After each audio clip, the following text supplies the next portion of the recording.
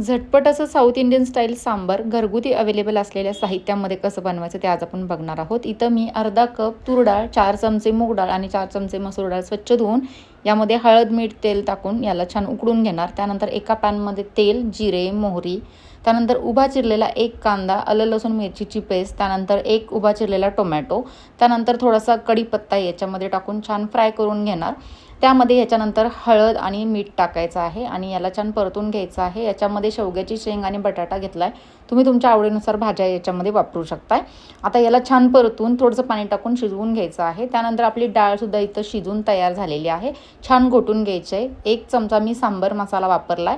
त्यानंतर आपल्याला याच्यामध्ये डाळ टाकून गरजेनुसार पाणी, चिंच, गूळ टाकून घ्यायचं आहे आवडीनुसार। आता तडक्यासाठी तेल, जिरे, मोहरी, हिंग, उभा चिरलेला लसूण, लाल मिरची, कढीपत्ता, थोडीशी हळद आणि कोथिंबीर टाकून इथं आपली रेसिपी रेडी झालेली आहे। रेसिपी आवडली असेल तर व्हिडिओला